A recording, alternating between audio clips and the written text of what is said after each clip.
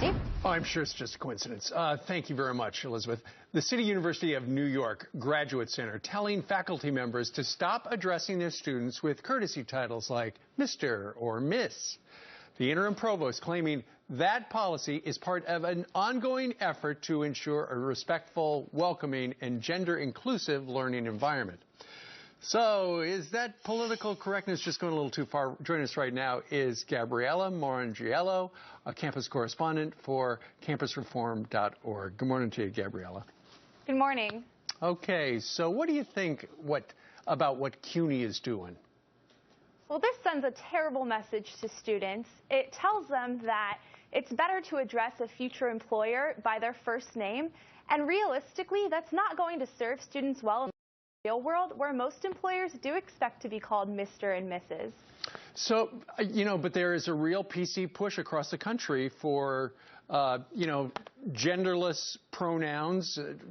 I was at an event last night where I was speaking to a school counselor, and they said there's kind of a push. Don't say he or she. Use another word like they or some other things that they went down. But that's just how we're progressing right now in this country.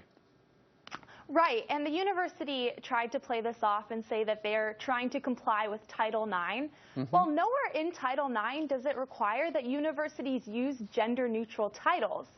So this is, like you said, another higher education institution bowing to political correctness. Okay. And it's the proverbial slippery slope. I mean, before we know it, we're going to see university professors simply point at students and say, hey, you, because calling on a student with a biblical name could be discriminatory against secular students. You're absolutely right. I hadn't thought about it, but it's just a matter of time. We got the Title IX legal principles up, and the number one thing is, prohibit all kinds of discrimination, including gender. So do you think, and if they get government funding, you got to abide by this. So do you think that's just an excuse they're using? Well, we have to do it because of Title IX. We're a state university. We need the money, and so we got to follow the law.